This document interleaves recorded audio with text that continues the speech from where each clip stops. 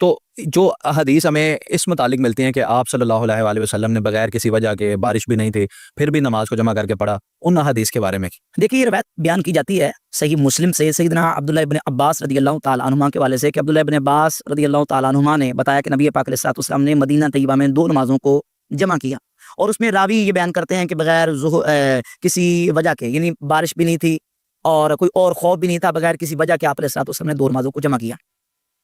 ہم اس حدیث کو اس کے باقی طرق کی روشنی میں دیکھیں گے۔ ایک تو یہ ہے کہ ظاہر ہے کہ یہ حدیث ہم تک راویوں کے ذریعے سے پہنچی ہے نا، اس حدیث کو ڈائریکٹ ہم نے عبداللہ بن عباس سے نہیں سنا یا نبی پاک علیہ الصلوۃ والسلام کا عمل نہیں دیکھا، راویوں نے اس حدیث کو محدثین تک پہنچایا۔ اب اس حدیث کے جو راوی ہیں وہ اس حدیث پر کیا تبصرہ کرتے ہیں؟ صحیح بخاری میں بھی امام بخاری یہ حدیث لے کے ہے، لیکن اس میں بغیر خوف اور بغیر بارش کے الفاظ نہیں لائے، اور اس حدیث کے اندر جب راوی بیان کرتا ہے تو راوی ایوب سختیانی وہ کہتے ہیں کہ میرا خیال یہ ہے کہ یہ بارش کے موقع پر ہوگا، بارش تھی تب آپ علیہ الصلوۃ والسلام نے 2 نمازوں کو جمع کیا۔ میں پوری کر رہا ہوں، بات پوری کرو جی۔ پھر صحیح مسلم میں یہی حدیث جہاں سے حوالہ پیش کیا جاتا ہے وہ کھول کے دیکھیں، ان پورے طرق کو دیکھیں، اس میں ایک راوی ہے جابر بن زید ابو شعثا، وہ کہتے ہیں اظن، میرا خیال یہ ہے کہ اخر الظہر وعجل العصر، اخر المغرب وعجل العشاء، کہ یہ جو 2 نمازیں جمع کی گئی ہے جمع سوری ہے، جمع حقیقی نہیں ہے۔ یہ ظہر کو مؤخر کیا، عصر کو معجل کیا، مغرب کو مؤخر کیا اور عشاء کو معجل کیا۔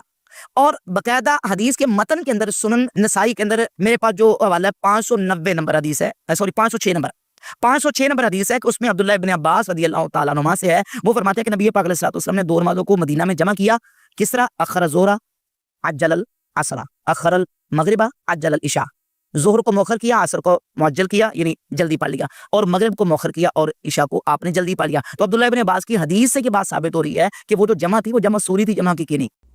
اچھا، اب اس میں نا یہ جو مسلم شریف کی حدیث ہے نا، اس کے نیچے کچھ تابعین کی آپس میں ڈسکشن ہے جو نقل ہوئی ہے، امام مسلم نے نقل کی ہے، بعض کی پھر بھی تسلی نہیں نہ ہوتی۔ وہ کہتے ہیں کہ میرا خیال ہے کہ رسول اللہ نے زور آخری وقت میں پڑھی ہوگی اور عصر اول وقت میں پڑھی ہوگی۔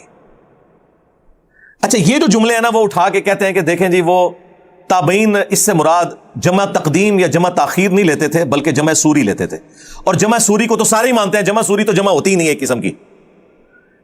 زور آخری وقت میں اور عصر اول وقت میں آپ نے پڑھی تو کون سی جمع ہوئی؟ زور کے وقت میں ہوئی، عصر کے وقت میں، اور یہ وہ جمع ہے جسے حنفی بھی کہتے ہیں ٹھیک ہے۔ مثلا آج کل آلموسٹ جو سنت کے مطابق عصر کا وقت داخل ہو رہا ہے تقریباً 2:45 بجے، آپ 2:30 بجے زور کی نماز پڑھ لیں اور 2:45 پڑھ لیں عصر کی نماز، تو نمازیں اپنے وقت کے اندر ہے، اسے کہا جاتا ہے جمع سوری سینٹر میں۔ اور ایک ہے جمع تقدیم، جمع تقدیم یہ ہے کہ زور کے ساتھ ہی عصر ملا لی جائے۔ وہ بخاری مسلم میں ہے کہ نبی علیہ السلام اگر ظہر کے وقت سفر کے لیے نکلتے تو ادھر ہی مدینہ شریف کے اندر ہی زور عصر کٹھی پڑھ لیتے۔ تو کیا مطلب ہے کہ ابھی عصر کا وقت تو ابھی شروع ہی نہیں ہوا، تو جمع تقدیم ہو گئی۔ یہ واضح حدیثیں ہیں بخاری مسلم کی، حنفی نہیں مانتے اس کو۔ اس میں لکھا ہوا ہے کہ اگر زور کا وقت شروع ہو چکا ہوتا تو آپ عصر بھی ساتھ ہی پڑھ کے نکلتے۔ اب حنفیوں کی تو موت ہوگی نا اس حدیث کی وجہ سے، کیونکہ یہاں تو جمع سوری ہوئی نہیں ہے، زور کا وقت داخل ہوا ہے۔ اس کے آگے لکھا ہوا ہے پھر کہ اگر آپ زور کا وقت داخل ہونے سے پہلے نکلتے پھر عصر کے وقت میں جا کے دونوں نمازیں جمع کرتے تاکہ زیادہ ٹریولنگ ہو جائے۔ لاجیکل ہے، تو بالکل واضح حدیث ہے بخاری مسلم میں۔ تو مجھے بتائیں کیا حنفیوں نے یہ سفر والی حدیثیں مان لی نہیں ہے نمازیں جمع کرنے والی؟ وہ تو سفر میں ماننے کے لیے تیار نہیں ہے، وہ صرف کہتے ہیں جی حاج و عمرے والا ہم مانتے ہیں۔ عمرہ بھی نہیں، حاجی جو میدان عرفات میں زور عصر جمع ہوتی ہے اور مزدلفہ کے اندر مغرب اور عشاء جمع ہوتی ہے، اس کو وہ بھی مانتے ہیں کہ چاہے وہ کھلی چھٹی ہے، جتنی دیر مرضی زور کا وقت سے لے کے مغرب کا وقت ہونے تک، اور وہاں مغرب سے لے کر فجر کا وقت داخل ہونے تک کسی بھی وقت وہ نمازیں جمع ہو سکتی ہیں۔ اس کے علاوہ وہ نہیں مانتے اور کہتے ہیں یہ حج کی خصوصیت ہے۔ تو سرکار یہ اگر حج کی خصوصیت ہے تو آپ جو لوگوں کو یہ کہانی کرواتے ہیں کہ قرآن میں یہ آیت ہے ان الصلاۃ کانت علی المؤمنین کتابا موقوتا، بے شک نماز مومنین پر وقت باندھا ہوا فرض ہے، تو یہ حج کے موقع پہ تو آپ بھی قرآن کی مخالفت کر رہے ہیں۔ جو آپ نے تشریح کی ہے، ہمارے نزدیک تو آپ کی تشریح فراڈ ہے، وہ ثابت کریں گے۔ قرآن میں تو سورہ بنی اسرائیل میں نماز کے اوقات ہی 3 آئے ہوئے ہیں، پہلے آپ قرآن سے 5 نمازیں تو ثابت کریں۔ قرآن تو نمازوں کی ٹائمنگ 3 بتاتا ہے، فجر، دن کی نماز اور رات کی نماز۔ فجر الگ ہے، دن کی نماز کون کون سی ہے؟ زور اور عصر، اور رات کی نمازیں مغرب اور عشاء، کیونکہ غروب آفتاب کے بعد رات شروع ہو جاتی ہے۔ تو سرکار قرآن میں اگر یہ لکھا ہے کہ مومنین پر وقت باندھا ہوا فرض ہے نماز، تو قرآن تو نماز کے 3 اوقات بتا رہا ہے، تو آپ 5 نمازیں کیوں پڑھتے ہیں؟ اور وہ جی بخاری مسلم میں آئی ہیں. ہاں 5 نمازیں بخاری مسلم میں آ جائیں الگ الگ اوقات میں، جو ہمارے نزدیک بھی افضل یہی ہے، ہم بھی الگ الگ ہی پڑھتے ہیں، کبھی جمع بھی کر لیتے ہیں. اور بخاری مسلم میں جو سفر میں جمع کرنے کی حدیثیں ہیں وہ آپ نہ مانیں. افتؤمنون ببعض الکتاب وتکفرون ببعض، کتاب کے کچھ حصے کو مانتے ہو اور کچھ کا کفر کرتے ہو. پھر ذلت بھی کاٹنی پڑے گی نا اس شخص کے ہاتھوں جو نعرہ لگاتا ہے کہ میرے نبی سا ہے ہی کوئی نہیں، تیرے بابے تے شے ہی کوئی نہیں. ذلیل ہو گئے نا اس کے ہاتھوں. پھر تم بھائی کدھر کھڑے ہو گئے؟ کسی گراؤنڈ میں نہیں کھڑے ہوئے. اس لیے میں کہتا ہوں کہ ہمارا مقدمہ آپ گورے کی عدالت میں لے جائیں نا، دوسری پیشی نہیں پڑے گی، پہلی پیشی میں ہی سارے فارغ ہو جائیں گے. کیونکہ وہ کہیں گے یار اگر تم ان کتابوں کو مان رہے ہو تو کون سا دین لے کے چل رہے ہو؟ جب نمازیں جمع کرتے ہیں تو آیت پیش کرتے ہیں ان الصلاۃ کانت علی المؤمنین کتابا موقوتا. ہم کہتے ہیں رکو ذرا صبر کرو، پھر قرآن سے ہی پوچھ لو کہ نمازوں کے اوقات کتنے ہیں. قرآن تو کہہ رہا ہے 3، 5 تو کہہ ہی نہیں رہا. پھر پھنس جاتے ہیں، پھر حدیثوں میں بنا لیتے ہیں آ کے. جب حدیثوں میں آؤ گے تو بھائی کتاب موقوتا کا مطلب ہے کہ وہ شخص اس کو بتائے گا کہ نمازوں کا ٹائم کون سا ہے کہ جس کی قبر مدینے میں ہے صلی اللہ علیہ وآلہ وسلم، جس پہ شریعت نازل ہوئی ہے. کیونکہ حج کے موقع پر کتاب موقوتا کدھر چلا گیا تمہارا؟ وہ کہتے ہیں نہیں رسول اللہ نے تعلیم فرمایا. اچھا رسول اللہ نے قرآن کے خلاف تعلیم فرما دیا؟ نہیں، وہ کہتے ہیں وہ جنرل رول ہے، ایکسیپشنز آر آلویز دیر. ہاں آئے ہو نا داڑھ تلے ہوں، ہاں ایس داڑھ تلے.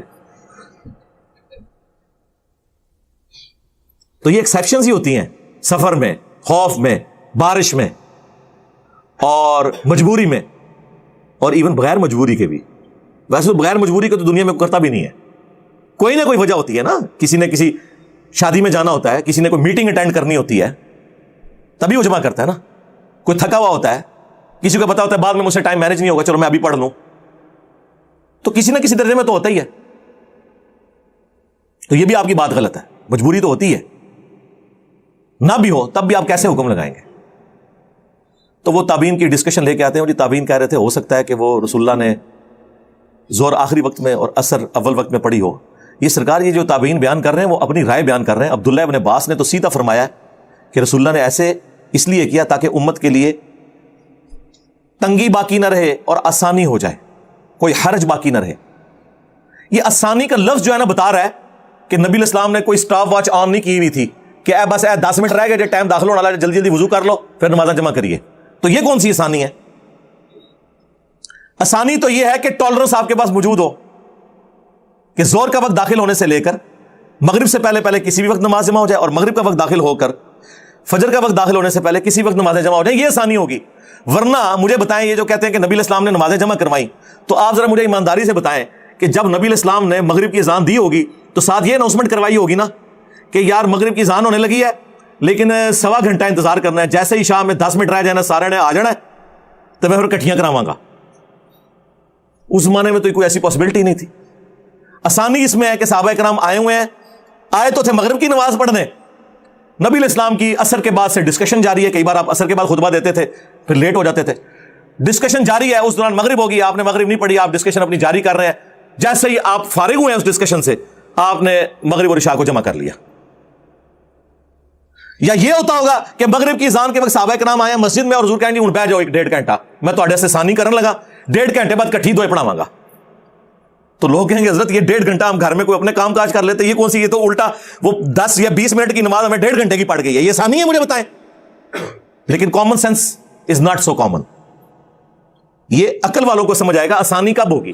اسی لیے امام ترمذی نے تینوں طریقے سے احادیث کو جمع کر کے جامع ترمذی میں لکھا ہے کہ جمع تقدیم بھی سنت ہے یعنی زہر کے ساتھ اثر، جمع تاخیر بھی سنت ہے یعنی اثر کے ساتھ زہر، لیکن پہلے زہر پڑھنی ہوگی پھر اثر، وقت وہ ہوگا. اور اسی طرح مغرب اور عشاء کے لیے بھی. اور جمع سوری بھی سنت ہے.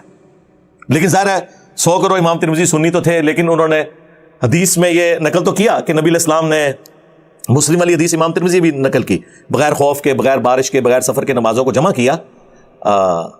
اور ابن عباس کا فتویٰ بھی نقل کیا تاکہ امت کے لیے آسانی ہو جائے، کوئی تنگی باقی نہ رہے. اور پھر کہتے ہیں لیکن ہمارے جو ائمہ ہیں نا، احمد بن حنبل اور امام شافعی، وہ کہتے ہیں بغیر وجہ کے نمازوں کو جمع نہیں کرنا چاہیے. تو کہتے ہیں آپ کے امام، میں کہتا ہوں جی ابھی اٹھ کے قبروں سے نکل کے کہ ہمیں تو کوئی فرق ہی نہیں پڑتا. اس کی وجہ یہ ہے کہ ہم نے تو اس شخص کو اپنا امام مانا ہے جس کی قبر مدینے میں ہے صلی اللہ علیہ وآلہ وسلم.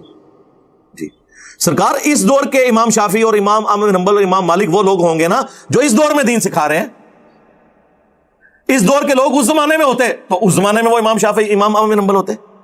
ٹھیک ہے, جس طرح میں نے عذرائے تفنن کئی دفعہ کہا ہے کہ آپ نے اگر اس دور کا کوئی انجینئر محمد علی مرزا دیکھنا ہے نا تو امام مسلم کا مقدمہ پڑھیں, حدیث کی صحت کے حوالے سے وہ کتنے اسٹرکٹ ہیں. اور یہ تفنن کے طور پہ ہے, میں تو اس کو بے ادبی شمار کرتا ہوں. ہاں میں یہ کہتا ہوں کہ اس دور میں اگر امام مسلم کا کوئی جانشین دیکھنا ہے تو ہمیں دیکھ لیں. وہ تو زمانوں سے کیا فرق پڑتا ہے میرے بھائی, سب فالوور ہیں. امام وہ ہے جس کی قبر مدینے میں صلی اللہ علیہ وسلم. یہ سارا یہ بابا پرستی کی وجہ سے تو سارا جنازہ نکلا ہے. اس حوالے سے ایک اور حدیث جو پیش کی جاتی ہے نا, امام ترمذی رحمۃ اللہ علیہ نے اس حدیث کو خود ضعیف لکھا ہے جامعہ ترمذی کے اندر کہ جس نے بغیر عذر کے 2 نمازیں جمع کی تو وہ گناہ کبیرہ کا مرتکب ہوا. یہ حدیث المستدرک للحاکم کے اندر بھی ہے اور فضائل اعمال کے اندر بھی شیخ زکریا نے نقل کی ہے روایت اور اس سے اپنی حنفیت ثابت کی, لیکن نیچے انہوں نے عربی میں لکھ دیا کہ ضعیف ہے. ہاں یہ کام ڈالتے ہیں یہ لوگ. تو یہ نمازیں جمع کرنے میں آسانی اسی وقت ہوگی جب آپ کے پاس ٹالرنس موجود ہو. لہذا سفر میں کرنی ہے یا حضر میں کرنی ہے, بارش میں کرنی ہے یا خوف میں کرنی ہے, کسی وجہ سے کرنی ہے یا بغیر وجہ کے کرنی ہے, نمازیں بہرحال 5 ہی رہیں گی, البتہ وہ جمع ہو جائیں گی. اہل تشیع نے اپنی روٹین بنائی ہوئی ہے نمازیں جمع کرنے کی. ان کی فقہ میں بھی لکھا ہوا ہے کہ نمازیں ہمیشہ جمع کرنا یہ افضل نہیں ہے. رسول اللہ کا عمومی عمل کیا ہے, 5 نمازیں الگ وقت میں پڑھنا. ہم جواد نقوی صاحب حافظہ اللہ تعالیٰ کو جب ملنے گئے عروۃ الوثقیٰ کے اندر, میں نے زور اثر کٹھی جمع کی مسجد کے اندر, وہ زور پڑھ کے باہر نکل آئے اور انتظار کر رہے تھے میرا, اور میں سمجھا شاید ہماری وجہ سے انہوں نے کیا کہ چلو مجھے سنی ملنے آئے ہیں تو میں نمازیں الگ پڑھوں. تو ان کے ساتھی بتانے لگے نہیں یہ اثر جو ہے نا وہ بعد میں پڑھتے ہیں, یہ نمازیں الگ وقت میں پڑھتے ہیں, یہ جمع نہیں کرتے ادھر. وہ کہتے ہیں میرے لیے کون سا مسئلہ ہے, میں تو بعد میں پڑھ سکتا ہوں نا, چلو بچوں کی تعلیم کا حرج ہوتا ہے اور انہوں نے روٹین میں جمع کی ہوئی ہے. اور اہل سنت کے ہاں بھی افضل نمازوں کو الگ اوقات میں پڑھنا ہے, جواز یہاں پہ بھی موجود ہے. لہٰذا یہ جو میں نے کلیم کیا تھا کہ میرا کوئی ایک نظریہ بھی ایسا نہیں ہے جو اس پلانٹ ارتھ پہ کسی مسلمان فرقے کا کسی نہ کسی شکل میں نہ ہو, مجھ سے زیادہ ہی سخت ہوگا, کم نہیں ہوگا. مثلا حضرت معاویہ کے بارے میں جو میرا موقف ہے رضی اللہ تعالیٰ عنہ, ہم تو احترام سے نام لیتے ہیں, یہ اہل سنت میں تو آپ کو مختلف شکل میں, امام عبدالرزاق کی شکل میں, امام حاکم کی شکل میں, امام نسائی کی شکل میں, امام شافعی کی شکل میں تو نظر آئے گا, لیکن ورسٹ فارم میں شیعہ کے ہاں نظر آئے گا. وہ تو بہت آگے چلے جاتے ہیں. لیکن آپ یہ نہیں کہہ سکتے کہ میں نے کوئی ایسا نظریہ اڈاپٹ کیا ہوا ہے جو کسی کا نہیں ہے. تو نمازیں جمع کرنے میں بھی اہل تشیع ایک بہت ہارڈ لائن لے گئے, پریکٹیکلی عوام ان کی فقہ میں تو ان کے ہاں بھی ہے کہ نمازیں 5 اوقات میں الگ پڑھنی چاہیے, لیکن ضد آ گئی نا جب سنیوں نے کہا کہ نمازیں جمع کرنا حرام ہے, انہوں نے کہا پھر ٹھیک ہے آ جاؤ میدان وچ, اسی اس مردہ سنت نو زندہ کریں گے. جس طرح یہاں پہ اہل حدیث چوتھے دن اونٹ قربان کر کے کہتے ہیں مردہ سنت زندہ کر رہے ہیں, حالانکہ وہ روایتی کمزور ہے. ہاں پگڑی کی مردہ سنت کوئی نہیں زندہ کر رہا, اسے مردہ کرنے میں سب سے بڑا ہاتھ ہی اہل حدیث کا ہے. ٹوپی کی سنت کو مردہ ہے, ٹوپی اور پگڑی کی سنت کے قاتل جو ہیں وہ اہل حدیث ہیں, اس لیے اس مردہ سنت کو کبھی وہ زندہ نہیں کریں گے. اپنے اپنی مرضی کی سنتیں زندہ کی ہوئی ہیں سب نے. تو پھر شیعہ نے بھی یہی کیا, انہوں نے کہا ٹھیک ہے یہ نہیں قائل, ہم کریں گے زبردستی. اور دوسری طرف ہارڈ لائن لے لی سنیوں نے, انہوں نے کہا کہ نہیں ہم تو کہیں گے حرام ہے. ہاں اہل حدیث کو میں کریڈٹ دیتا ہوں کہ انہوں نے تھنک آؤٹ آف باکس کیا ہے, جرأت دکھائی ہے کہ انہوں نے اس چیز کو مانا کہ نمازیں جمع ہو سکتی ہیں. لیکن جب سے یہ ہماری ویڈیوز آئی ہیں اب وہ بھی بیک فوٹ میں. اب ہمارے محلے میں جو اہل حدیث کی مسجد ہے, بارش کا اولے بھی پڑھ رہے ہیں وہ نمازیں نہیں جمع کرواتے. پہلے ہلکا سا بادل بھی آ جائے تو نمازیں جمع کر لیتے تھے, ضد میں آئے ہوئے ہیں. تو مجھے کیا فرق پڑتا ہے, ہم اپنے 2 بھائی سائڈ پہ لے کے اپنی نماز جمع کر لیتے ہیں, ہمیں کیا فرق پڑتا ہے. ضد اور ہٹ درمی, اور خود سارے یہ نفع اٹھاتے ہیں. طارق جمیل صاحب حافظہ اللہ تعالیٰ, ان کے ڈرائیور نے خود بتایا کہ مولانا کے ساتھ جب ہم سفر میں ہوتے ہیں تو مولانا تو نمازیں ہمیشہ جمع ہی کرتے ہیں, دیکھ لیں. لیکن مولانا سے اگر ہم کہیں کہ آپ ذرا اس کا علم اٹھائیں تو ان کے لیے مشکل ہو جائے گی. ایک بہت بڑے اہل حدیث عالم جن کے وہ لال رومال والے بھائی جو ہیں وہ سعودیہ میں ہیں, ان کا ایک بڑا بھائی جو ہے نا وہ G11 میں اس کی مسجد ہے, میرا آفس اس کے پاس ہی تھا. اور یہ میں کوئی 2008-9 کی بات کر رہا ہوں آلموسٹ, یعنی آج 20 نومبر 2022 ہے, تو آپ سمجھ لیں آلموسٹ یہ 14 سال پرانی بات ہے. اس وقت مجھے کتنے لوگ جانتے ہوں گے, میری ابھی شیخ زبیر صاحب سے ہی صرف ملاقات ہوئی تھی, اور ابھی میں نیا اہل حدیث کی طرف گیا تھا, تحقیق کر رہا تھا. تو ظاہر مجھے تو کوئی جانتا نہیں تھا, ویڈیو تو میری کوئی ہے ہی نہیں تھی یوٹیوب کے اوپر. ویڈیوز تو آئی ہیں 2009 کے اندر 1-2, باقی 2010 سے شروع ہوئی ہیں پراپر. تو میں انہیں ملنے کے لیے گیا, مغرب کی نماز کے بعد میں ان کے قریب ہوا, مجھے پتا چلا کہ یہ چند بڑے علماء میں سے ہیں نا اہل حدیث کے, میں نام نہیں لیتا پھر وہ پرسنل ہو جائے گا, سب کو پتا ہی ہے, اہل حدیث کو تو پتا چل جائے گا کہ کس کا میں نام لے رہا ہوں. تو وہ گپ شپ شروع ہوئی تو میں نے ان سے ویسے, جو نیا نیا بندہ تحقیق میں ہوتا ہے اسے ویسے ہی چسکا لینے میں مزہ آتا ہے اس طرح کے.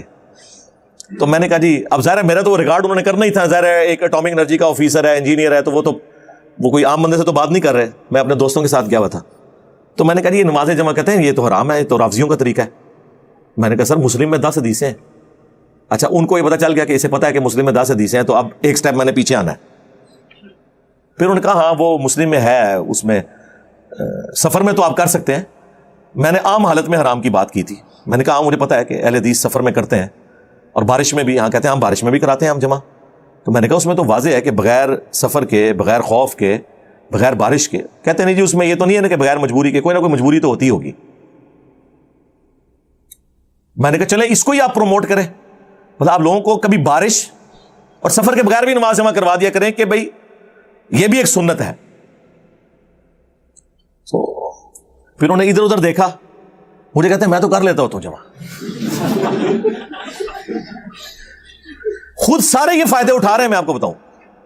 لوگ تو کہتے ہیں نا علم دین حاصل کریں آپ مشکل میں پڑ جائیں گے. میں آپ کو قسم اٹھا کے کہتا ہوں کہ اگر آپ کو علم دین ہے نا, آپ دین کو آسانی سے پریکٹس کر سکتے ہیں. دین بالکل ہلکا ہے.